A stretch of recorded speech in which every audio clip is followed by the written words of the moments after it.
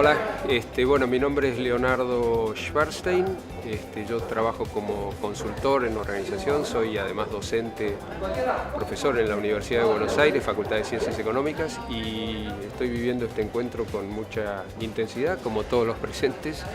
Me toca a mí ahora dar una conferencia sobre el tema de innovación y tradición en la gestión educativa.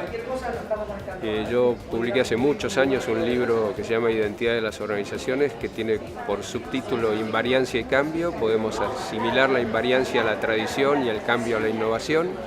Así es que vengo trabajando este tema desde hace mucho tiempo y en particular ahora, desde hace casi 10 años, investigando el impacto de la tecnología en las organizaciones. De eso voy a hablar en particular en las instituciones educativas. Bueno, este encuentro, primero que es un encuentro entre pares, donde la gente se nutre de sus propias experiencias, creo que eso vale tanto como lo que escuchan de los conferencistas. Es un ámbito federal donde están representadas todas las provincias. Es un ámbito que atiende una parte importante de lo que es la educación en Argentina, que es la educación de gestión privada. Así es que me parece sumamente auspicioso que vayan por su 15º encuentro. Bueno, los invito a seguir disfrutando de este 15º encuentro de Cordiam. Una advertencia, yo tengo problemas de lateralidad. ¿Vieron con eso de gente que cuando dice derecha piensa en izquierda, cuando dice izquierda? Y tengo un micrófono y tengo un mouse que se supone que es el que va a pasar la presentación. Si me equivoco, ténganme alguna paciencia. Yo estoy aquí y profundamente enganchado, diría, con la temática de este congreso, porque en particular me permitiría contarles que hace ya muchos años, en el año 1989, publiqué con un colega y entrañable amigo que se llama Jorge Etkin un libro que se llama Identidad de las Organizaciones y tiene por subtítulo Invariancia y Cambio. Y me parece que sería para todos obvio que podemos asimilar invariancia con tradición. En cierto modo la tradición se mantiene a lo largo del tiempo y podríamos asimilar cambio con innovación. Y viniendo como venimos en ese libro y como yo posteriormente desarrollé en otro que se llama Diseño de Organizaciones, que tiene por subtítulo Tensiones y Paradojas, viniendo del método dialéctico, este tercer componente del título que tiene este congreso, la creatividad, a mi modo de ver, la creatividad es lo que tenemos que poner en juego a efectos de resolver esta tensión que existe entre estos dos polos aparentemente contrarios, que son la invariancia y el cambio, o la tradición y la innovación. Eso se resuelve creativamente. Así es que de esto yo voy a conversar con ustedes en el curso de esta conferencia y en particular además me voy a centrar en la gestión educativa. Tengo mi experiencia docente, pero yo lo que quiero compartir con ustedes es mi trabajo con diversos tipos de organizaciones, entre ellas organizaciones educativas, en particular en relación a algo que supongo que será de común interés, que es el impacto de la tecnología en las organizaciones, cómo la tecnología está cambiando mucho nuestras modalidades de gestión. A eso me voy a referir. Quisiera conocerlos un poquitito más antes de dar comienzo formal a la presentación, por lo menos preguntarles un par de cositas y si ustedes fueran tan amables de levantar la mano frente a mis preguntas.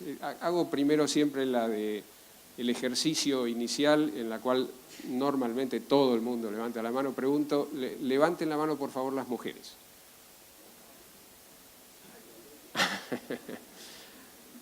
Parecería ser mayoría. Por las dudas, para ver cuánto es la proporción, levanten la mano los hombres. Yo diría que es más o menos 60-40, 65, más cerca. ¿Sí? Ahora, perdón.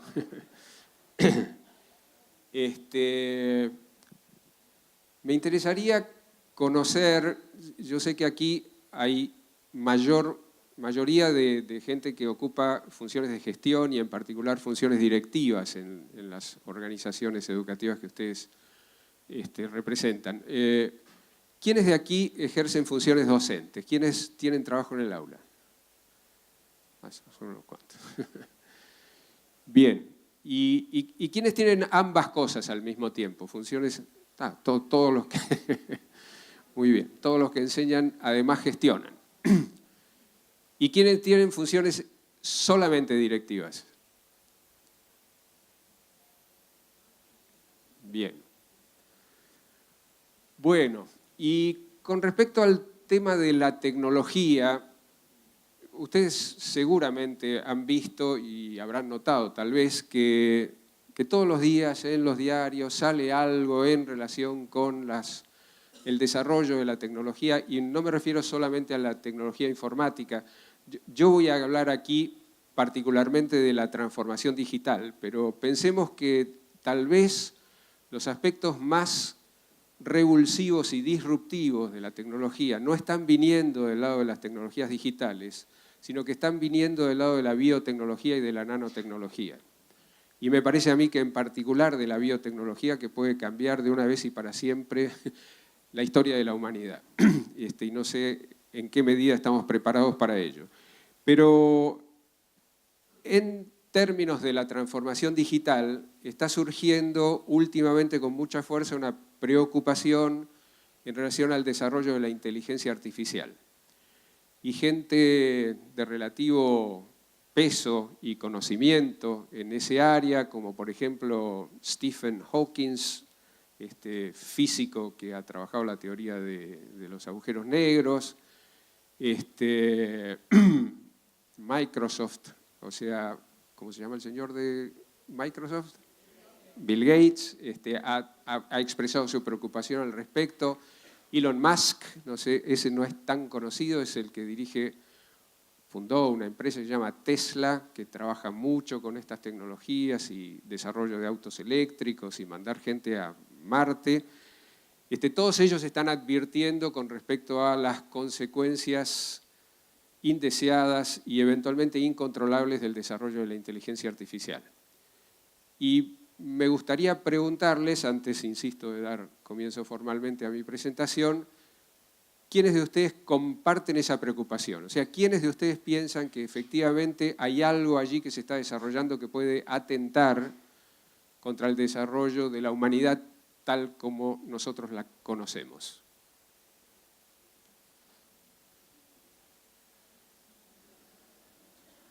¿30–40%?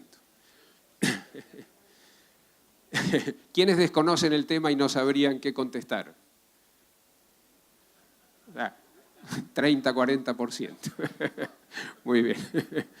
No es mi intención preocuparlos. En todo caso, es compartir con ustedes algunas preocupaciones. Bueno, voy a descomponer el título de mi presentación. Voy a hablar primero de gestión y voy a trabajar un poco este tema de las tensiones y de las paradojas. Desde el punto de vista de la gestión, me gusta mucho esta definición que está en un libro de estos dos autores franceses, Aubert y de Golejac, que trabajan, el libro se llama El coste de la excelencia, es un excelentísimo libro acerca del fenómeno del burnout, que es un fenómeno, la quemazón, que sí tiene mucho que ver con lo que pasa en las instituciones educativas, aquellas personas que dan todo de sí mismos y sin el respaldo del contexto organizacional dentro del cual se cumple este compromiso y esta entrega, quedan quemados. Y dicen allí, entre las funciones principales de la gestión, esto de producir organización, habla de resolver los conflictos cotidianos. Yo los veo sacando fotos de la presentación. Yo voy a dejar esta presentación con los organizadores, ustedes después la van a poder recibir. Eso de los conflictos cotidianos, yo lo voy a transformar en el transcurso de esta presentación en tensiones, y voy a mostrar ahora por qué tensiones y conflictos no son necesariamente sinónimos en este sentido. Y allí habla de la tensión permanente, y lo que me interesa mucho subrayar, porque estamos en un ámbito, me parece, acorde, es que en la gestión hay subyacente siempre un marco axiológico, hay siempre un conjunto de valores, hay siempre una ética organizacional que se lleva a cabo a través de la gestión. No hay gestión que sea neutra desde el punto de vista de lo que son valores y desde el punto de vista de lo que es desarrollo de la cultura de una organización. Aquí les puse algunas de las tensiones que son propias para trabajar en el ámbito de las organizaciones que ustedes dirigen y en las cuales eventualmente trabajan. Y allí están las dos iniciales, tienen que ver, ustedes son educación pública y gestión privada, la primera, está la tensión entre la tradición y la innovación, está la tensión entre requerimientos pedagógicos y normativos, entre educación universal y personalizada a corto y largo plazo. Como ustedes ven, estas tensiones no son anomalías, no son disfuncionalidades, son cosas normales que existen en las organizaciones y entonces hace sentido la definición anterior que teníamos de gestión, que es que nosotros vivimos arbitrando entre estas tensiones, que estas tensiones son desde lo que se llama el paradigma de la complejidad, desarrollado por un autor francés, Edgar Morin, son tensiones o relaciones, él las define dialógicas, y por dialógica dice unión simbiótica de dos lógicas de sentido contrario, entre lo público y lo privado, entre la tradición y la innovación, entre lo pedagógico y lo normativo, existe esa relación. Y que nosotros en la gestión lo que procuramos es dialécticamente resolver estas tensiones. Y no importa cuántas veces lo resolvamos, la tensión siempre permanece. O sea que el día a día trae innovación desde el punto y creatividad desde el punto de la resolución de estos polos dialécticos y los polos dialécticos al mismo tiempo permanecen. Los resolvemos y están allí. Si esto no es paradoja, no sé qué otra cosa podría ser llamada paradoja.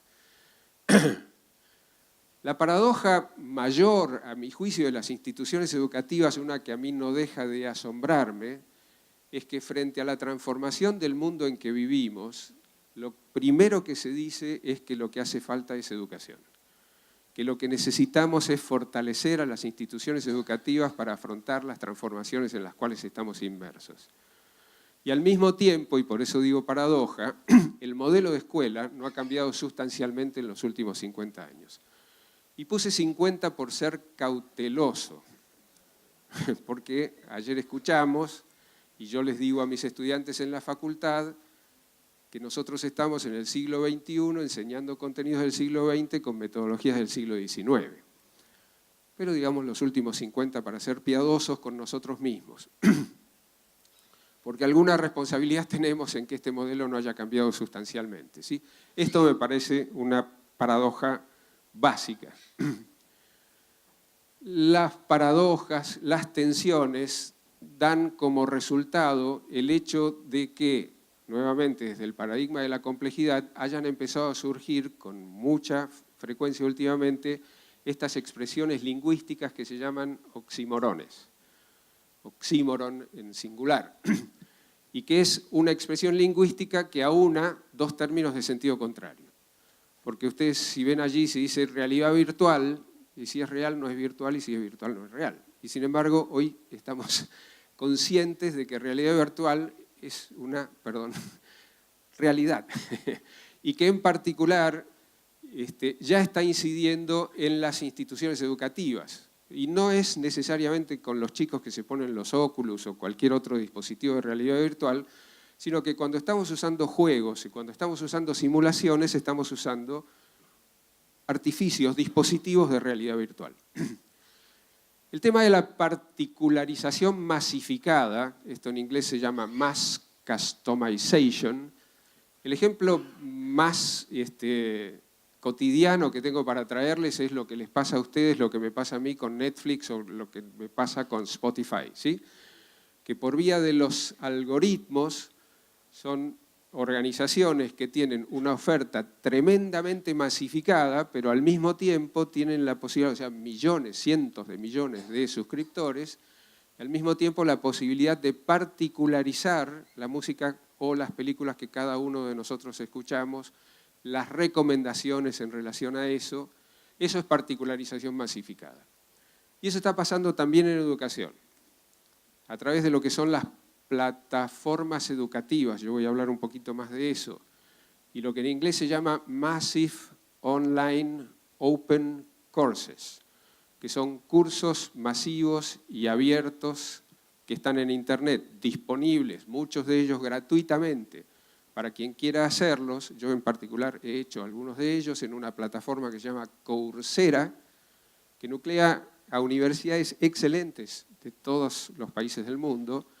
Esos me siguen mandando a mí todos los días o todas las semanas: Leonardo, estos son los cursos que tenemos para recomendarte esta semana. Y esos cursos son los cursos que a mí me interesan. Ahí hay un efecto que un autor que yo voy a citar, que se llama Elie Pariser, que es un efecto burbuja. O sea, nos quedamos metidos, atrapados, vía estos algoritmos, dentro de nuestras propias preferencias. Y entonces de ahí no salimos nunca, de ahí la cuestión de la burbuja, ¿no? La cuestión del ausentismo presencial, que es algo que se ha trabajado mucho en organizaciones de empleo, también tiene que ver, por lo menos en mi gestión educativa de docencia en la universidad, son estos estudiantes que se sientan allí al fondo y que están todo el tiempo con el teléfono texteando. ¿Están? Sí, están, pero no están. Entonces eso es el ausentismo presencial. No hay con qué darle a eso. En las escuelas primarias, supongo yo, en las escuelas secundarias tal vez, en algún momento se prohibía el uso del celular en el aula. Nada, es un tsunami que arrasa. Lo que hay que hacer no es prohibirlo, sino hay que ver cómo utilizar eso como un objeto educativo, que es lo que nosotros estamos haciendo en nuestro aula, ¿no? De eso les voy a, digamos, hablar un poquito más. Y después esto de las anarquías organizadas, que esto ya es un oxímoron específicamente organizacional y que tiene que ver con el hecho de que las organizaciones ya no se pueden concebir ni gestionar como organizaciones verticales regidas por relaciones de comando y control. Que hoy día el modo de gestión es mucho más horizontal, es mucho más abierto, mucho más en relación con el ecosistema que rodea a la organización que en particular estamos gestionando. Esos son entonces algunos fenómenos derivados de las tensiones y de las paradojas que surgen del paradigma de la complejidad cuando pensamos en organizaciones, en particular en organizaciones educativas.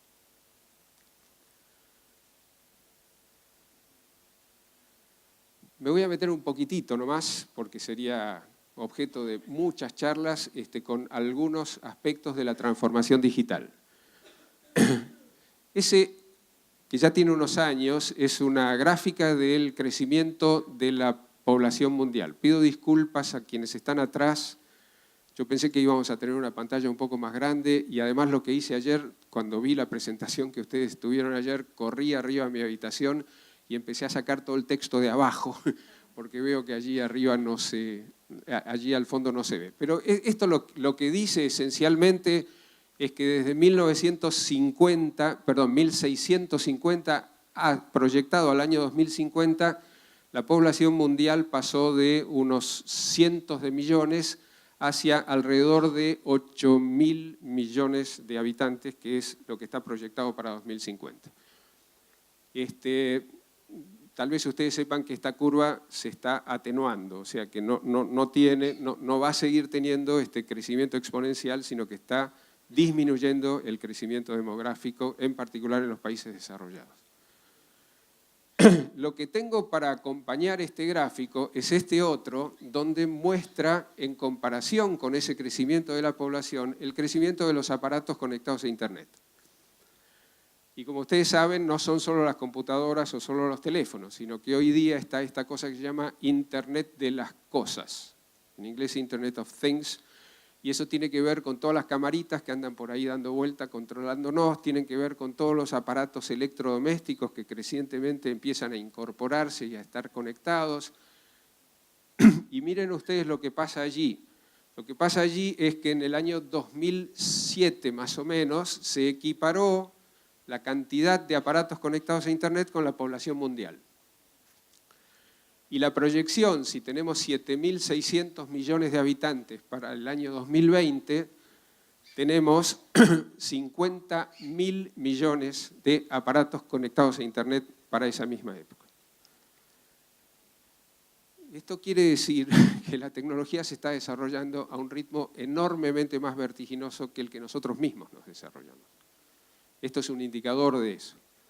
Y hay gente que está trabajando la tecnología como una especie, asimilándolo, haciendo una analogía con la especie biológica, porque por derecho propio responde a los dos postulados básicos que tiene una especie biológica. Una que es capaz de desarrollarse y de autoproducirse, o sea, producción y reproducción de sí misma, y el otro es desarrollo, evolución y crecimiento.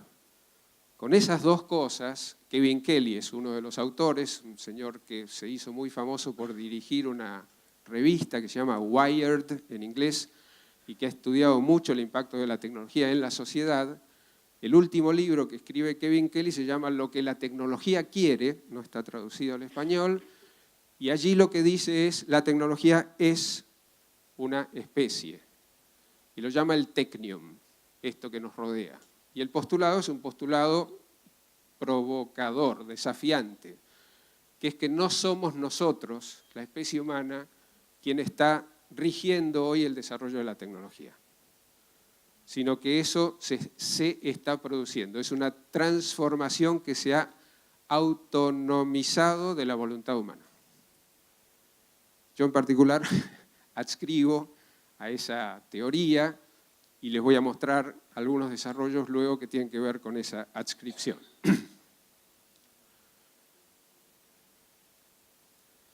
Adelanto eventualmente, porque estoy llamando transformación digital, y adelanto una distinción implícita que yo estaba haciendo hasta aquí, que es que yo trabajo una diferencia entre transformación y cambio. Siguiendo un autor francés que se llama François Jullien, que viene del pensamiento oriental. Nosotros estamos muy centrados, autocentrados en nuestro pensamiento occidental. Jullien, viniendo del Tao Te Ching, lo que dice es transformación es aquello que ineluctablemente va a suceder. Ineluctable es una palabrita compleja, sinónimo de inexorable, y hay transformaciones en curso que se han autonomizado, que son, como dice Jullien, transformaciones sin sujeto. No hay alguien en particular a quien uno pueda identificar como impulsor, como traccionador de esa transformación. Y que lo que los seres humanos sí podemos hacer es navegar dentro de los cauces de esa transformación. Ver de qué manera, en función de esa transformación, nosotros podemos desarrollar, impulsar el logro de nuestros propios objetivos y de nuestras propias metas y de nuestros intereses. Esa es la perspectiva de gestión del cambio que yo trabajo dentro de las organizaciones en general. Esto ustedes lo vieron en algún lugar. Esto tiene que ver con lo que yo estaba diciendo acerca del desarrollo de la tecnología como especie. Ese aparatito de ahí abajo, el celular transformado en un teléfono inteligente, a mi modo de ver, es el elemento primordial de la transformación digital y a lo que nos está llevando es a cosas como estas, por allí arriba, y a cosas como estas por ahí abajo. Porque hoy todavía es ciencia ficción, pero ese cerebro conectado y eventualmente implantado con un chip que tenga que ver con capacidades que hoy día están dentro del celular, hoy por hoy todavía es ciencia ficción, pero hay gente que está hablando de metainteligencia, hay gente que está hablando de inteligencia colectiva, hay gente que está hablando de que eso que hoy lo llevamos en el bolsillo o en la cartera de la dama, lo vamos a tener en algún momento implantado.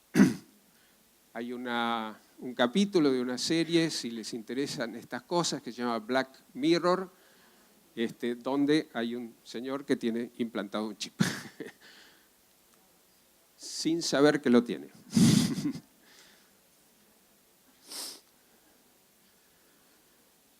Esto, sin entrar en visiones tan exageradas, hay una ley que me interesa citarles en este punto, un señor que se llama Amara, dice, tendemos a sobreestimar el efecto de la tecnología en el corto plazo y a subestimarlo en el largo plazo. O sea, muchas veces tenemos estas visiones tremendistas acerca de lo que la tecnología va a hacer con nosotros, que eventualmente pueden ser exageradas, pero al mismo tiempo estamos diciendo, falta mucho para que esto pase.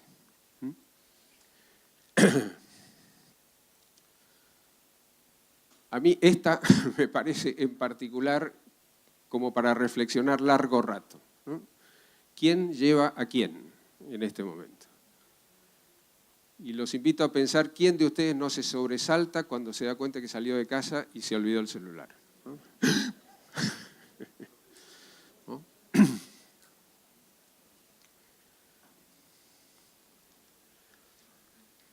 Más allá de eso, perdón, quienes están atrás, esto es el campo de lo que la inteligencia artificial ha producido en términos de lo que se llaman tecnologías cognitivas. Yo traje esto porque la escuela es esencialmente un impulsor, un dispositivo impulsor de los procesos cognitivos de los seres humanos, en todos sus estadios de desarrollo y de crecimiento. Si esto es así, ustedes no pueden dejar de tener en cuenta el desarrollo de las tecnologías cognitivas, que están afectando precisamente esos procesos cognitivos. Las que aquí están mencionadas, voy en el sentido de las agujas del reloj, allí dice visión computarizada, o sea, la computadora que ve, pero no solamente una camarita, sino que reconoce lo que está viendo. El tema ese que está allí en el medio arriba, que es el aprendizaje de las máquinas. Y en particular una cosa que se llama deep learning o aprendizaje profundo, que es la máquina aprendiendo de su interacción con el humano y de su propio proceso de aprendizaje. O sea, máquinas que tienen capacidad de aprendizaje de segundo orden, de aprender a partir de su aprendizaje. Estas son las que terminan ganándole a cualquier ser humano en distintos juegos. Pasó primero con el ajedrez, después con el Go y así sucesivamente. El otro que me parece que es algo que todavía está por venir, que es el procesamiento del lenguaje natural. Hay una dificultad enorme a nivel del lenguaje natural, que es que las máquinas todavía no pueden distinguir lo denotado y lo connotado. O sea, lo que tienden a hacer es una interpretación literal de lo que escuchan o de lo que leen. Eso todavía es una de las barreras. Procesos que tienen que ver con la optimización de la gestión, optimización de todas las variables, optimización de los desarrollos, optimización del uso de los recursos. Procesos que tienen que ver con planificación y programación, tiempos. Procesos de robótica, estos están alterando fuertemente hoy todo lo que tiene que ver con el desarrollo del empleo. Hay un debate todavía en ciernes entre distintos cultores de este tema, donde dicen, no, la tecnología ha creado, y es cierto que ha creado una cantidad de nuevos empleos que no existían, inimaginables hace unos años. Al mismo tiempo está destruyendo masivamente empleos que tienen que ver con tareas rutinarias y repetitivas. Y dos autores, si les interesa este tema en particular, que se llaman Brynjolfsson, ese tiene un apellido más difícil que el mío, y McAfee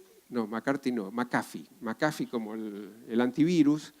Esos tienen unas curvas en los últimos 200 años donde analizan el crecimiento de la productividad y el ingreso medio de los hogares. Esto aplica a Estados Unidos.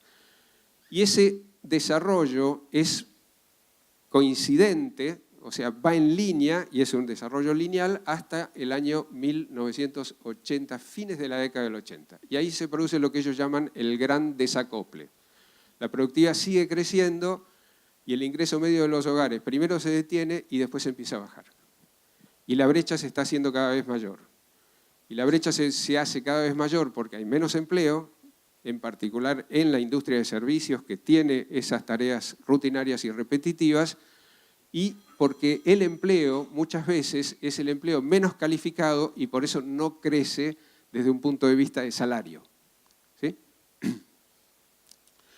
Eso tiene que ver con la robótica y con los procesos de automatización. Este que está abajo a la izquierda, que dice sistemas basados en reglas, tiene que ver con todo lo que es el proceso de toma de decisiones. La posibilidad de entender que el proceso de toma de decisiones es programable y desde allí la concurrencia de la toma de decisiones con el desarrollo de la inteligencia artificial. Y finalmente, allí al costado está el reconocimiento de voz, que luego se va a ligar con el tema del procesamiento del lenguaje natural. Ejemplos de lo que está pasando en esta interacción tecnohumana, o sea, la cuestión de la relación hombre-máquina pasa a estar en el centro de la preocupación de la gestión, y en particular de la gestión educativa, aquí en este ámbito. Larry Page, uno de los fundadores de Google, dice: el motor de búsqueda entenderá lo que usted quiere decir y le devolverá exactamente lo que usted quiere. Y ese exactamente está entre comillas, porque ese exactamente, yo no sé si es lo que nosotros queremos o es lo que Google quiere que nosotros querramos. ¿Sí? Hay una película que se llama El Círculo. Si la vieron ahora, cinematográficamente deplorable, pero tiene esta historia de cómo Google se convierte de alguna manera en el gobierno del mundo. Y abajo una cita que yo les decía, Eli Pariser, se acaba de traducir ese libro que se llama El filtro burbuja. En realidad debería ser La burbuja de los filtros, porque la traducción en inglés es al revés. Es como quedamos encerrados en una burbuja a través de los filtros a los cuales nos someten los algoritmos, sin que nosotros sepamos que esto está ocurriendo, o por lo menos tengamos clara conciencia. Dice: Netflix y Amazon predicen con una precisión impactante qué películas, libros o música uno va a disfrutar. Y Facebook muestra actualizaciones de los amigos con los que uno interactúa más, filtrando, o sea, eliminando las de aquellos con los que se tiene menos en común. Cada vez más cerraditos en torno de nosotros mismos. Hay un autor argentino que entiende de las paradojas maravillosamente y la entiende desde un punto de vista gráfico. Y yo lo traje porque me parece que estas tienen que ver con este desarrollo de la tecnología y la relación hombre-máquina. La de aquí a la izquierda dice: tiene que haber algún site para dejar de navegar por Internet. ¿Sí? Paradojas sí las hay. Pero es que hoy día, si no tenemos Internet a mano, ¿no? ¿Cuántas cosas había que uno trataba de acordarse? Lo tengo en la punta de la lengua y ahora no está más en la punta de la lengua, está en la búsqueda de Google en el celular. Y el otro dice: no soporto descansar sin hacer nada. Que es, hay otro autor, se llama Nicholas Carr, escribió un libro que se llama Superficiales, tiene como subtítulo Lo que Internet está haciendo con nuestras mentes. Y lo que dice es que es cierto que estamos ganando competencias para ir en extensión desde el punto de vista de nuestros conocimientos y desde el punto de vista de la cantidad de actividades que podemos hacer. Pero estamos perdiendo en profundidad, en capacidad reflexiva y en capacidad contemplativa. Y es cierto que hoy día uno ve gente que se sienta y en lugar de no hacer nada, lo primero que hace es sacar el celular. Este es más cercano a la realidad que ustedes tienen todos los días en las aulas. Es un chico tratando de usar un libro como una computadora y ahí arriba dice: ahora te explico cómo funciona, que supuestamente viene de la mamá. De esos cerebros envejecidos de los cuales nos hablaba la hermana ayer.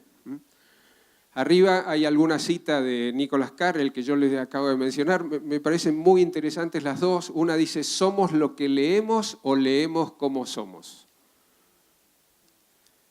Y en qué medida la manera en que leemos va a cambiar la forma en que somos.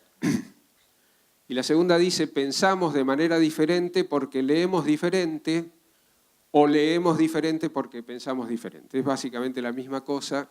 Y yo me permitiría anticipar desde el paradigma de la complejidad que esto no es O, sino que es I. Y eso vuelve a ser una paradoja, pero es una paradoja producto de la complejidad.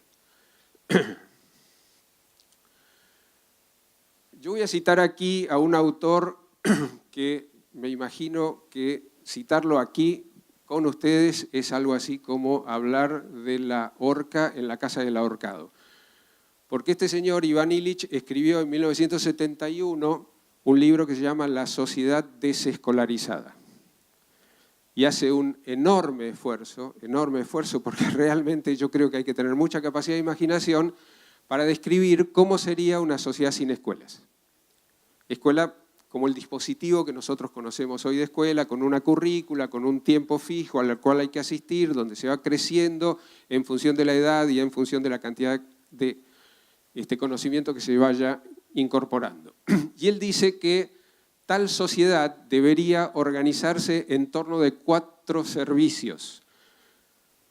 El primero es de referencia con respecto a objetos educativos, esto es acceso a las fuentes del conocimiento.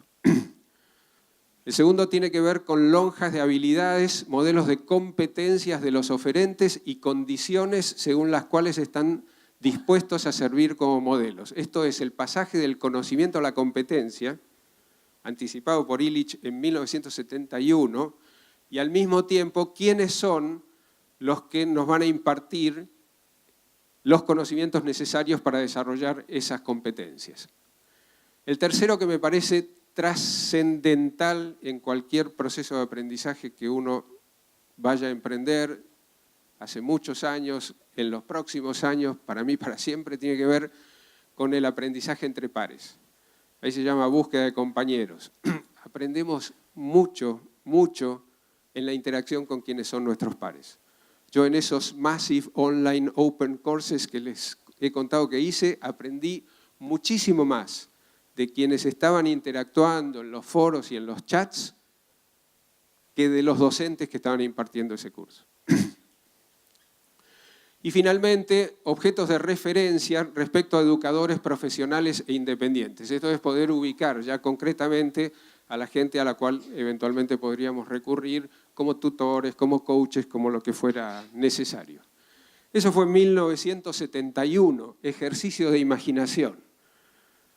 1990, más o menos, aparece Internet. Y eso que parecía un ejercicio de imaginación, algo solamente fantasioso, los invito a que piensen que los objetos de referencia, la búsqueda, tiene que ver con los buscadores y con los wikis. Que las lonjas de habilidades hoy se desarrollan, se imparten en estas plataformas educativas, de las cuales yo les he dado un ejemplo, websites o blogs. Que la búsqueda de compañeros tiene que ver con las redes sociales y con la enorme expansión a partir de Internet que han adquirido estos temas de las comunidades de práctica y de las comunidades de interés. Yo desarrollé en 1991 en otro libro, Psicología Social de las Organizaciones, un modelo donde pensando en organizaciones no le daba tanta importancia al término de comunidad, aunque sí estaba presente, como le tengo que dar ahora, porque hoy la comunidad es un fenómeno que interacciona a través de los ecosistemas con el concepto de organización. Y no se puede pensar en una organización sin comunidad. Ustedes lo saben desde hace mucho tiempo, porque ustedes gestionan comunidad educativa, ustedes no gestionan alumnos, estudiantes. Y finalmente, objetos de referencia respecto a educadores profesionales independientes, bueno, todo lo que tiene que ver con los proveedores, en particular la feria que tenemos ahí arriba, nuevamente las redes sociales, los portales. O sea que esto está pasando. ¿Quién maneja esto? Esto es una transformación sin sujeto, pregunta que vamos a seguir reflexionando. Esto está sacado ahora, es un robot enseñando inglés, y esto es un artículo que está en el portal de los padres de una escuela que se llama British School, perdón, faltó la H, en Tokio. Y esto parece ciencia ficción, ¿sí? Todavía. Pero está pasando, esto está en estado experimental, esto ocurre sin ser tanta ciencia ficción, y creo que tienen alguien de Fundación Ceibal, ustedes mañana, ¿sí? Sí. Esto es Plan Ceibal. Esto es enseñanza de inglés a través de videoconferencias. Eso está pasando en inglés, en escuela primaria, tienen gente, les leo porque de allá atrás no se lee. En inglés primaria se dedican 3 espacios semanales a trabajar con la lengua extranjera. Uno de ellos es conducido por un profesor de inglés, allá está, al fondo, que se comunica con los niños a través de equipos de videoconferencia instalados en las escuelas por Plan Ceibal. Aquí hay una cuestión de gestión y hay una cuestión de ética y hay una cuestión de que las escuelas públicas no son necesariamente las escuelas de los pobres. Uruguay, paisito chiquitito, que yo amo porque trabajo mucho allí, Uruguay está invirtiendo fuertemente en el desarrollo de su escuela pública, fuertemente. Y no es incompatible el desarrollo de la escuela pública con el desarrollo de la escuela pública de gestión privada y ustedes saben que eso es así. El hecho es que los profesores remotos pueden estar en Uruguay o en el exterior. En rigor de verdad pueden estar en cualquier lugar del mundo, no importa dónde estén. Y dan su clase desde equipos de videoconferencia iguales a los instalados en las escuelas. Sí, gracias. Esto seguía, fíjense que dice 3 espacios semanales, los otros 2 los desarrolla el maestro de la escuela, que está siendo capacitado para poder trabajar en este entorno. O sea que no es tan ciencia ficción como estábamos viendo en la pantalla anterior.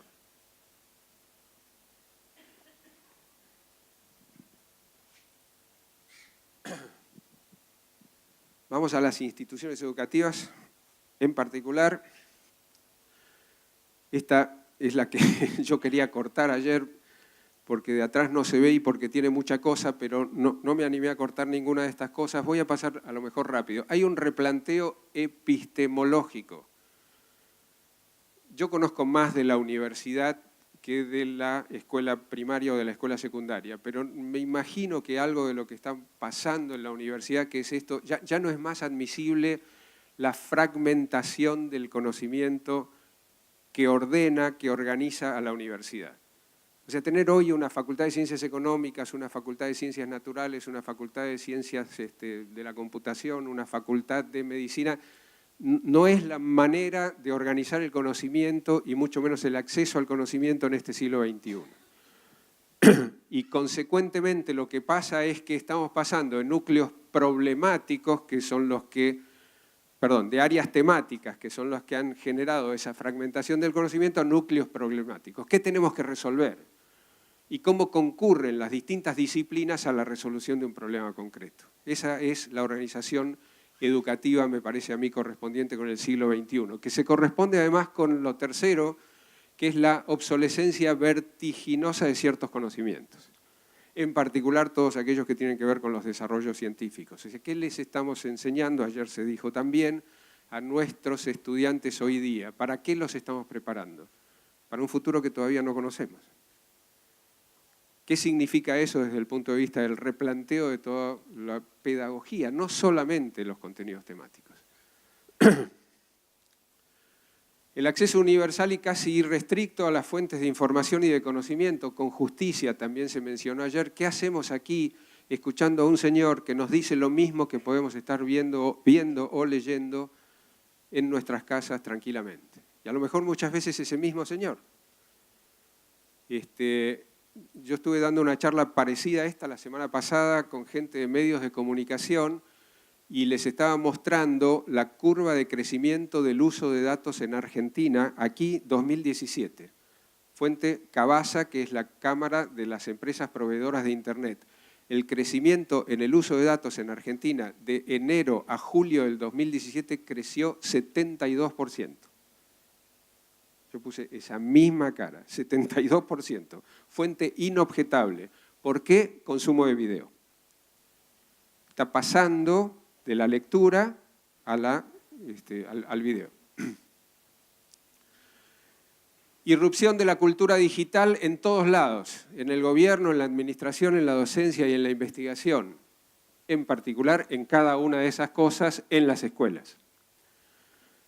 El pasaje también se subrayó, la hermana estuvo hablando mucho de tecnologías de base individual a tecnologías colaborativas, software que permite desarrollar cooperación. Y finalmente esto de educación presencial y a distancia, formal, no formal, informal, esos cursos masivos online, van a encontrar cierta reiteración y repetición en algunas de las pantallas que siguen, y no es un error, sino que es un efecto retórico para insistir en qué medida esto está presente y se está desarrollando muchas veces sin que nosotros seamos exactamente conscientes de lo que está pasando. Este es el modelo de diseño de organizaciones que yo propuse en aquel libro que les señalé, Diseño de Organizaciones. Es un libro del año 1998, originalmente publicado. Y lo que tiene ahí son los parámetros de diseño. En este caso, el parámetro básico tiene que ver con una tensión, una polaridad que hay entre enseñanza y aprendizaje. Diseñamos nuestras escuelas, tenemos una estrategia pedagógica que tiene más que ver con la enseñanza o que tiene más que ver con el aprendizaje. Y cuando yo digo el O, ustedes se dan cuenta que esto es I. Y por eso, normalmente, lo que hablamos es de procesos de enseñanza-aprendizaje. Pero solo cuando entendemos esta interacción dialéctica y cuando salimos de este paradigma tradicional del modelo hegemónico, donde el profesor, el maestro es el que sabe y enseña, y el alumno es el que ignora y aprende, solo cuando salimos de eso es que podemos entrar dentro de otra modalidad de gestión. Entonces, lo que tienen ustedes entre enseñanza y aprendizaje allí es el perfil, y yo los invito a pensar que ustedes podrían, este perfil está, no se llega a ver, pero tiene 5 casilleros acá. Son 5, entonces si yo pongo esto del lado de la enseñanza, aquí a la izquierda, significa que estoy rabiosamente en el modelo tradicional. Si pongo esto del lado del aprendizaje y en particular con algunos modelos de autoaprendizaje, significa que estoy virando muy fuertemente en el sentido de la transformación digital que impulsa estos modos de aprendizaje, donde no hay un docente muchas veces. Y si lo pongo en el medio es porque estoy reconociendo de que hay alternativas, soluciones combinatorias, que no son excluyentes estas cosas. Entonces, con este modelo ustedes podrían pensar cuál es el diseño de su escuela hoy.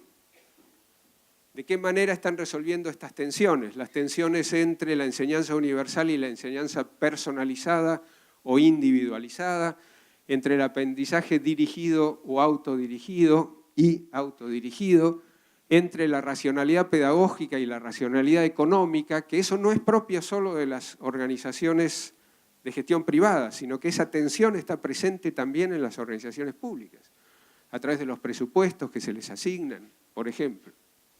El alcance, hace mucho tiempo, yo insisto, ustedes ya saben que pasa de la escuela a la comunidad educativa, y la gestión, esto sí me permito hacerlos pensar, que cada vez más uno lo que tiene que pensar es en gestionar el ecosistema y no solamente la propia organización.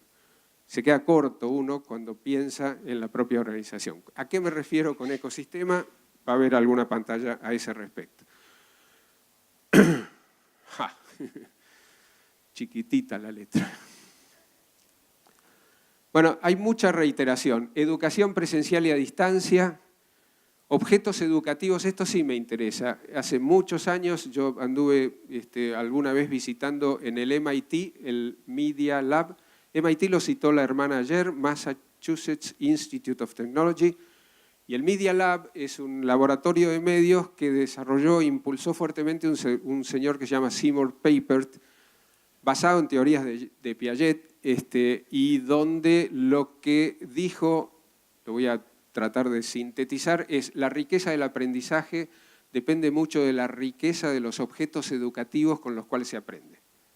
Y no necesariamente eso significa tener grandes recursos, porque con poquitas cosas se pueden hacer cosas muy innovadoras y muy creativas.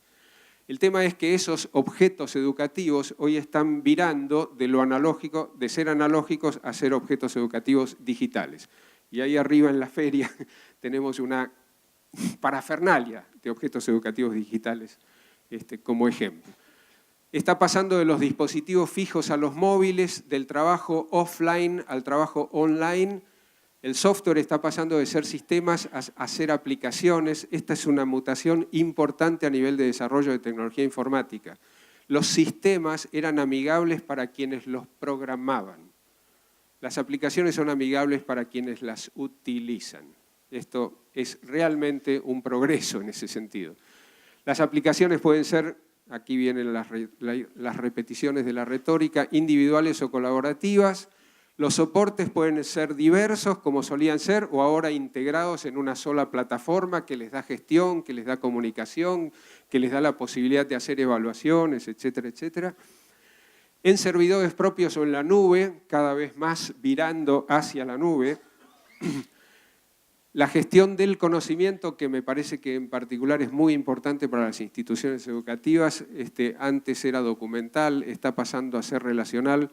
No me voy a detener en Web 2.0. Bueno, la Web 2.0 es la web interactiva y la 3.0 se llama web semántica, es la que se basa en esas tecnologías cognitivas que yo les presenté anteriormente. Y finalmente, experiencias reales, aprendizaje basado en experiencias reales o virtuales, signos de comilla en ambos casos porque lo real es virtual y lo virtual es real, desde esta perspectiva. Y en la comunicación, que cuando pensamos en gestionar la comunidad educativa, me parece que ustedes deben estar sintiendo en el cuerpo estas transformaciones. El tipo de comunicación solía ser bidireccional, ahora es en red. Los soportes eran tradicionales, ahora muchos van vía una plataforma educativa. Entre los docentes y los alumnos la comunicación era sincrónica, ahora es sincrónica y asincrónica, o sea, puede pasar estando presentes en el mismo momento o puede pasar estando en distintos momentos, interactuando a través de plataformas. Entre los docentes y las familias ustedes tenían la bendición de una comunicación pautada, 2 veces al año reunión de padres. Ahora grupo WhatsApp de madres y agárrate Catalina. ¿Sí? Familias y alumnos entre sí, que antes se encontraban a la salida de la escuela, ahora están todo el tiempo en interacción a través de las redes y entre la dirección de los docentes ya mucha a través de la intranet de la escuela. ¿Sí? ¿Qué impactos podemos reconocer en la organización a partir de estas consideraciones, de estas tensiones y de estas paradojas? Yo, que trabajo, como ustedes escucharon en la presentación, con distinto tipo de organizaciones en consultoría, podría hacer esta categorización más o menos así, casera, que es, hay organizaciones, y me permití poner a las organizaciones educativas allí, que están corriendo la tecnología de atrás, que no solo no la producen, sino que les cuesta muchas veces incorporarla. Y a veces se debaten entre esta tensión que también menciona François Julien, que es la tensión entre el todavía no y el ya es tarde. ¿No? Esta es mi experiencia con algunas de las... Mi universidad, la Universidad de Buenos Aires, sin duda. Y no es precisamente la que menos recursos tiene. Pero es la que es incapaz de organizarse para poder usufructuar esos recursos. Tiene muchos recursos, tiene pocas capacidades. Este es el problema en mi universidad. Luego, lo que les traje, me permito traerles ese ejemplo. AGESIC yo estoy trabajando con ellos intensamente, es la Agencia para el Gobierno Electrónico en la Sociedad de la Información y la Comunicación. Es una agencia que depende de la presidencia en Uruguay y cuya finalidad es impulsar la implementación de todas las iniciativas de gobierno electrónico a lo largo y ancho de todo el Poder Ejecutivo de Uruguay. 13 ministerios y la propia presidencia. Es una empresa de tecnología. Están desarrollando expediente electrónico, están desarrollando gobierno abierto, están desarrollando historia clínica electrónica en línea. Los uruguayos ya van a tener mucho antes que nosotros la bendición de tener su historia clínica disponible 24 horas al día en cualquier lugar del mundo. Paradigma centrado en el ciudadano. La historia clínica no es de la institución proveedora de salud, es del ciudadano. El ciudadano no tiene que ser rehén de los distintos ministerios. Si yo tengo que hacer un trámite en el Ministerio de Trabajo y me exigen un certificado de salud, tengo que ir al certificado de salud, al Ministerio de Salud Pública, conseguir el certificado de salud y llevárselo al Ministerio de Trabajo. el ciudadano como cadete del Estado. Están desarrollando un portal único del ciudadano. Y todos esos trámites tienen que ver con un concepto que se llama de interoperabilidad, donde todos los ministerios pueden tener sus propios sistemas, pero esos sistemas tienen que ser interoperables a través de una plataforma que es ese portal. Esos están corriendo a la par de la tecnología. La verdad es que uno tiene la sensación de que allí esto se está produciendo contemporáneamente con la necesidad de la organización. Hay una cuestión de sincronía notoria. Y este último de abajo se los puse Mozilla porque es el objeto de mi preocupación. La semana que viene yo voy a Londres a participar de un festival, se llama MozFest 2017, es un congreso que organiza Mozilla. Mozilla es quien ha producido Firefox y tiene mucho que ver con el movimiento de Open Source Software, ¿sí? Que es software de código abierto. Y de eso participa Linux y de eso participa Wikipedia, y, o sea, es un movimiento que no es solamente un movimiento tecnológico, sino que es un movimiento político, en el mejor sentido de la palabra política. Y digo que estoy un poco preocupado, yo voy a hacer allí un taller que tiene que ver con centralización y descentralización, porque uno de los ejes de ese festival es la descentralización de Internet, y a través de un contacto que yo tenía con ellos les interesó este enfoque de que, yo digo, si uno dice descentralización es porque en realidad tiene un centro en la cabeza y a lo mejor está pensando en establecer otro centro, y entonces cómo trabajar descentralización no como un objetivo único, sino como una atención permanente, y cuáles son los otros centros y cómo ellos quieren erigirse en un centro en relación a aquel otro centro que es se llaman las FAMGA ahora, que es Facebook, Amazon, Microsoft, Google y que ahora se llama Alphabet y Apple, ¿no? Entonces, ¿cómo están intentando contrarrestar el poder que tienen estos otros en relación con el ciudadano de a pie? Y cuando digo corriendo adelante de la tecnología, porque la verdad es que en mi interacción con ellos desde hace 2 meses me han metido en una parafernalia de redes sociales y de videos y de herramientas. Skype no puede ser, tiene que ser vídeo, y el proyecto está en una que se llama GitHub, y cuando estamos haciendo una videoconferencia hay 18 personas al mismo tiempo y se pongan una pregunta y uno tiene 2 lugares donde poner la pregunta, pero estás en mute, entonces no puedes decir, che, ¿en qué lugar pongo? La verdad es que tengo la sensación a veces con este tipo de organizaciones que están, digamos, más allá de lo que uno necesita. Y me parece a mí que esto es asimilable. Yo he trabajado bastante con organizaciones de producción de software, de tecnología informática, y alguna vez uno de ellos me dice, nosotros desarrollamos las soluciones antes de que vos tengas el problema.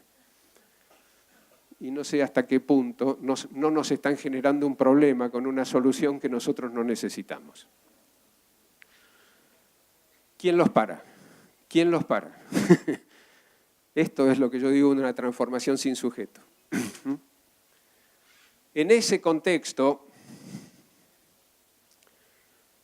la primera cosa que me permitiría señalar y para pensar es que estamos procesando en el marco de estas transformaciones distintos tipos de cambio. Y permítanme que les dé un ejemplo para que se entienda esto, porque si no va a ser medio difícil.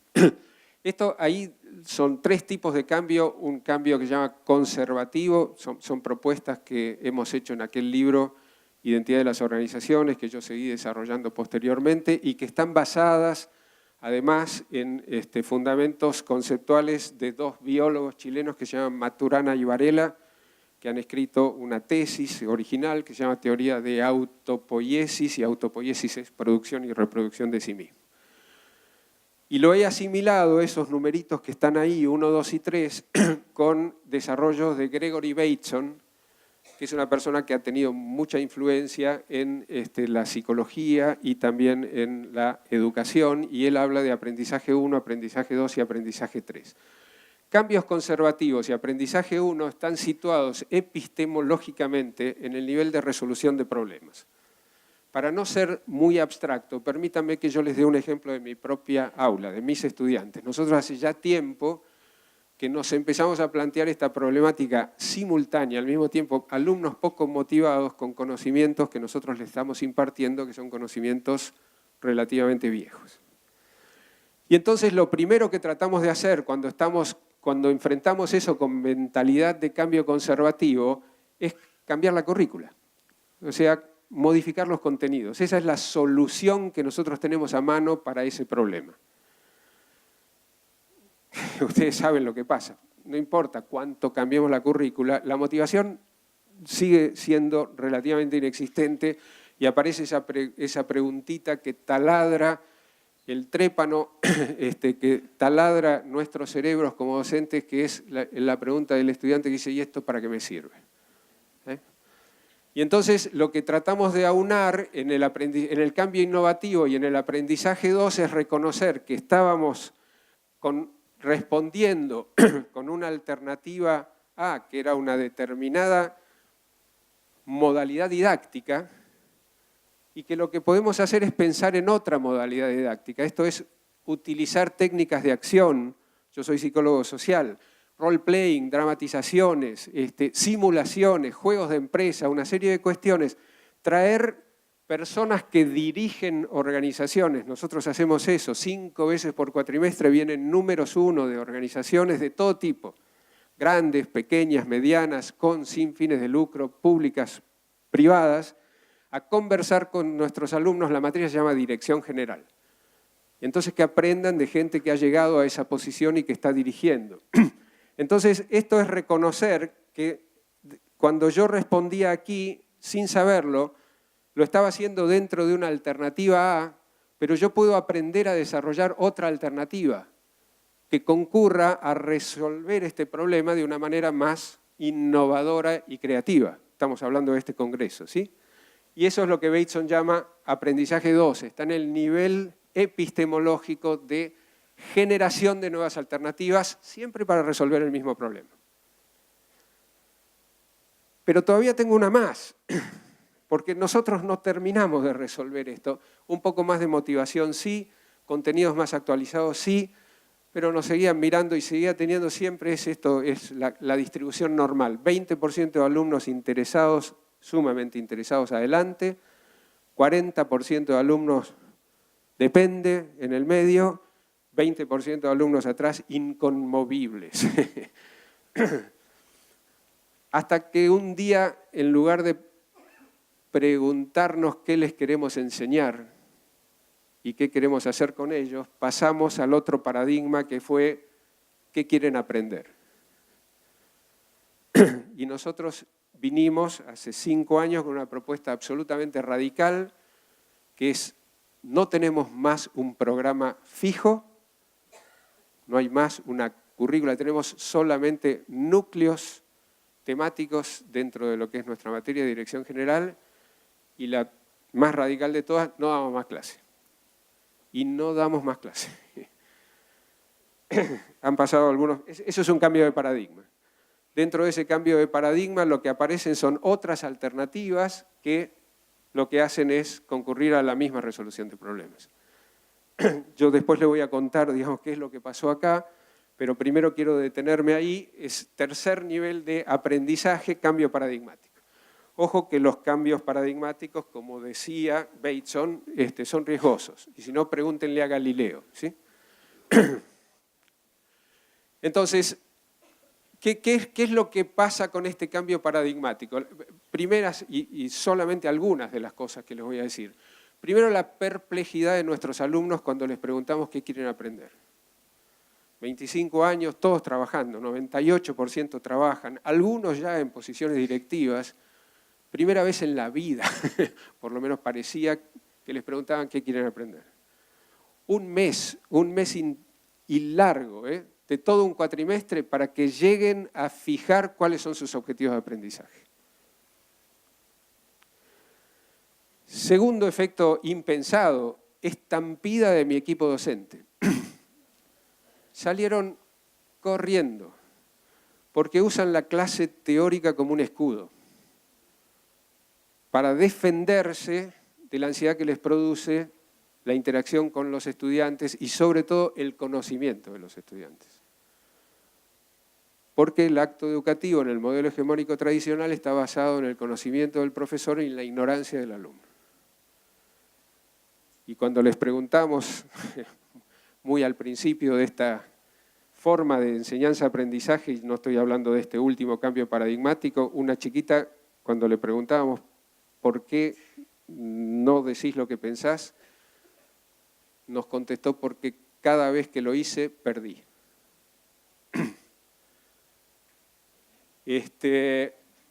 Para contarles la historia final y no todos los avatares del medio, nos equivocamos mucho, seguimos todo el tiempo aprendiendo nosotros mismos. Ahí está la cuestión de la enseñanza-aprendizaje. Es un modelo enormemente más demandante. Nos sentamos como tutores, tenemos que atender, las hemos parcelado en 10 minutos de consulta en las clases de tutoría. Imagínense en 2 horas, 10 minutos de consulta, son 6 consultas durante 2 horas de temas que uno no sabe cuáles son los que van a venir. Y sobre los cuales seguramente hay cosas que te van a preguntar que no sabes. Te abre la cabeza así. Y eso es lo que necesitamos los docentes también, que nos abran la cabeza. No sé si, con franqueza lo digo aquí, no sé si el aprendizaje de contenidos es mejor o peor que con el paradigma tradicional. Lo que sí los invito alguna vez, si tienen tiempo, yo también tengo filmaciones de lo que pasa con nuestros estudiantes cuando presentan sus proyectos de aprendizaje al final. El grado de motivación, el grado de entusiasmo, el grado de adscripción, el grado de desarrollo de las comunicaciones entre ellos es conmovedor, por decirlo de alguna manera. Y se acabó la curva normal, y se acabó el 20-40-20, y créanme que es realmente muy gratificante, muy, muy gratificante. Aprenden además un montón de cosas que no están en la currícula tradicional. Les hacemos gestionar, esto se llama Proyecto Personalizado de Aprendizaje, PPA, igual que lo vieron ayer con la hermana, y eso tiene como base una técnica, una metodología que es gestión de proyectos. Y es curioso que no les enseñan sistemáticamente gestión de proyectos en la Facultad de Ciencias Económicas, siendo que una de las competencias básicas hoy día en las organizaciones es gestionar proyectos. Y además presentan muchas de las cosas, las entregas no son entregas presenciales, se imaginarán ustedes, sino que son entregas a través de la plataforma educativa, pero también bloguean. Van contando en blogs que generan ellos mismos cómo van avanzando en sus proyectos personalizados de aprendizaje. Realmente una experiencia, a nuestro juicio, muy, muy fructífera. Eso por lo que tiene que ver con cambio de aprendizaje, y esto como consecuencia, estoy hablando con gente que dirige organizaciones, ustedes tienen que tener la capacidad de distinguir distintos tipos de cambio y tienen que tener la capacidad de fomentar, impulsar en sus propias organizaciones los aprendizajes necesarios para poder procesar ese tipo de cambios. Yo he visto en organizaciones que se les propone a la gente desarrollar cierto tipo de cambios sin estar a tono con la capacidad de aprendizaje, no de las personas, sino el aprendizaje organizacional para soportar el desarrollo de las nuevas competencias que ese nuevo modelo genera. Y eso es responsabilidad de quien gestiona, eso es responsabilidad de quien dirige. Entonces, indisolubilidad de la relación entre cambio y aprendizaje. La otra cosa, yo les decía de la organización al ecosistema, paso rápidamente porque sé que se me debe estar agotando el tema. Ustedes tradicionalmente han gestionado el ecosistema de la comunidad educativa, alumnos, docentes, familias, empleados, ministerios, sindicatos, transportistas.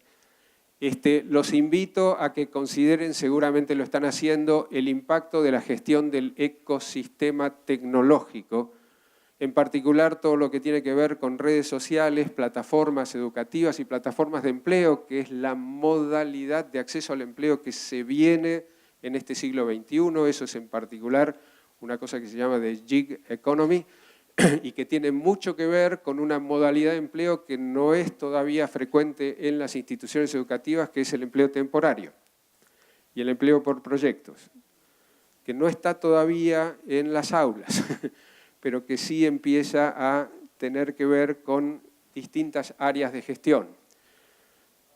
Luego tener empresas de tecnología en las cuales ustedes puedan confiar. el establecimiento de confianza en la relación con la empresa de tecnología es básico. Uno tiene que tener un socio tecnológico. ¿Por qué no se puede pretender ir al ritmo del desarrollo tecnológico? Uno mismo. Las telcos, que son las compañías proveedoras de Internet, por todo lo que hace a la conectividad. La conectividad es una capacidad básica hoy día en las escuelas. Plan Ceibal, ejemplo paradigmático. Y eso que yo les mencioné antes, y ténganlo en cuenta porque se lo van a empezar a cruzar, que es el concepto de interoperabilidad. Ustedes van a tener que hacer que sus sistemas sean interoperables con otros sistemas, por ejemplo, con los del Ministerio. Si no se les vino ya, se les viene en poquito tiempo. Este es un enfoque de organizaciones que yo suelo utilizar en algunas de estas presentaciones, tiene que ver con mi trabajo en consultoría, es la relación que hay entre estructura, procesos, sistemas y personas, todo de alguna manera articulado por este concepto de estrategia. ¿Hay estrategia en las organizaciones educativas? Sí la hay, igual que hay estrategia en organizaciones de cualquier tipo. Tiene que ver con el proyecto educativo institucional, tiene que ver con el posicionamiento de la escuela, si estamos hablando de escuelas privadas, de escuelas de gestión privada, tiene que ver con el marco axiológico, la ética que uno elige es una cuestión fundamentalmente estratégica. Desde ahí, lo que está pasando hoy día, y esto tiene que ver con mi formación en ingeniería industrial, es que la tecnología está impactando fuertemente en el eje horizontal, o sea, modificando la estrategia a través del impacto que tienen, por ejemplo, los procesos de automatización y el desarrollo de los sistemas concurrentes para que eso pase. Pero eso, que viene del lado de la ingeniería industrial, que viene del lado de la tecnología, hay que conjugarlo con el tema del capital humano. Deming, impulsor del movimiento de la calidad, década de 1960, decía: el problema es que las organizaciones funcionan en el sentido horizontal, pero están articuladas y estructuradas en el sentido vertical. Y ustedes tienen que resolver esa tensión, y eso es paradójico, en cierto modo. Y desde allí los invito, como está pasando en muy diverso tipo de organizaciones, que consideren que hay 4 tecnologías básicas que surgen de intentar articular estas dos cosas. Y seguramente algunas de ustedes, o todas ellas tal vez, ya las estén teniendo en cuenta. Y estas son tecnologías de gestión del siglo XXI. Gestión de la innovación, estamos en un congreso que se llama Innovación, Tradición, Creatividad. Ustedes tienen que decidir si la innovación va a estar embebida en cada uno de los aspectos de la gestión de la organización, o bien van a tener un área que se encargue de impulsar esa innovación, o ambas cosas al mismo tiempo. Probablemente alguien que sea, como en muchas organizaciones hay, el director o el gerente de innovación, y al mismo tiempo que esté pensando en cómo eso ocurre dentro de cada una de las áreas de la organización. Bueno, luego viene gestión de proyectos, viene gestión del cambio y viene gestión del conocimiento, cosas que yo ya eventualmente mencioné. Me acaban de pasar el cartelito de 5 minutos, voy corriendo. Preguntas educativas del siglo XXI. ¿Quién impulsa el aprendizaje de la tecnología digital en nuestra sociedad? Pregunta pertinente en este ámbito, me parece a mí, y mi respuesta o mi pregunta es, ¿no será que es la propia tecnología digital? Y si así fuere, Internet ¿nos libera o nos oprime? Y fiel a mi epistemología de la complejidad, mi respuesta es: nos libera y nos oprime al mismo tiempo. Sin ella hoy no podríamos lograr gran parte de las cosas que logramos. Con ella estamos de alguna manera encerrados en la burbuja de la cual estábamos hablando anteriormente. Yo que vengo trabajando esto hace mucho tiempo, en algún momento propuse estos principios básicos para el desarrollo de un ethos tecno-humano. Y les pido que consideren que para mí la ética es parte de la estrategia, es parte de la gestión. Y esto tiene que ver con el hecho de que a lo largo y ancho de mi trabajo en consultoría yo he visto que la gente no reflexiona suficientemente sobre el impacto de las tecnologías que incorpora. Las incorpora porque está arrastrado por la propia tecnología. Entonces esos principios son promover y mantener la capacidad de elección tecnológica de los humanos. Yo creo que la estamos perdiendo, porque no tenemos posibilidad de reflexionar acerca de ella. acompasar el incremento en la utilización de la tecnología con la comprensión acerca del impacto sobre la propia existencia humana, ya no solo en mí, sino en la humanidad en su conjunto. Gestionar la tensión entre el desarrollo de la tecnología y la libertad de los humanos que la utilizan. Y finalmente, gestionar el monto mínimo de tecnología que genere el máximo número de alternativas posibles para la acción humana. Y en esto del máximo número de alternativas posibles estoy siguiendo a un sabio que yo he conocido que se llama Heinz von Förster, que en un diálogo imperdible que tiene entre la metafísica y la ética, cuando la ética le pregunta, bueno, pero finalmente, ¿qué debo hacer? Le dice, tienes que actuar, la metafísica le dice, tienes que actuar siempre en el sentido de ampliar el número de elecciones posibles para los humanos. De ahí va la última.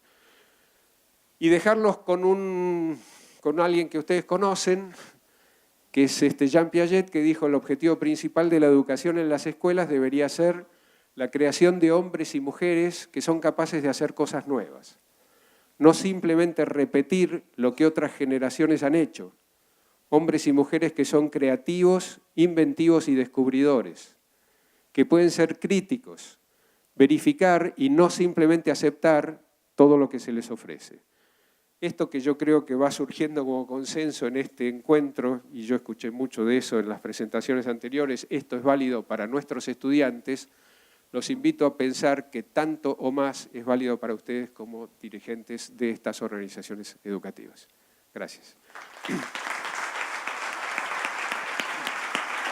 Bueno, gracias Leonardo. Nos queda poco tiempo. Vamos a abrir un espacio, aunque sea de algunas preguntas, así que el que se anime a empezar.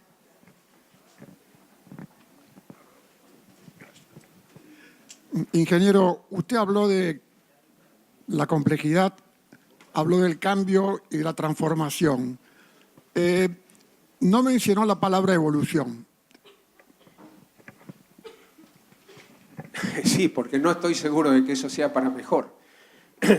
Yo tengo una materia en la maestría en Administración de la Universidad de Buenos Aires que se llama Modernidad y Posmodernidad en el ámbito de las organizaciones. Materia trasnochada, si las hay para los administradores, que la metieron porque así se llama un capítulo de un libro que yo escribí, Diseño de Organizaciones. Y desde el punto de vista de la posmodernidad, uno podría dudar de si todo este desarrollo tecnológico y este desarrollo económico eventualmente significa una evolución para la especie humana. El pensamiento posmoderno cuestiona eso. Y yo, fiel a la epistemología de la complejidad, le diría que hay cosas que ciertamente son un progreso y una evolución y que hay otras que ciertamente son una involución, por ejemplo, la exacerbación de la desigualdad en nuestra sociedad. Tuvimos una época dorada de 50 años, desde fines de la Segunda Guerra Mundial hasta 1980, que fue la vigencia plena del estado de bienestar. Eso con la aparición y la exacerbación de la economía neoliberal capitalista y con el desarrollo de la tecnología que la sostiene, se ha transformado en un monto inédito de inequidad y desigualdad a nivel de la distribución de los ingresos. Las dos cosas al mismo tiempo. ¿Más preguntas? ¿Comentarios?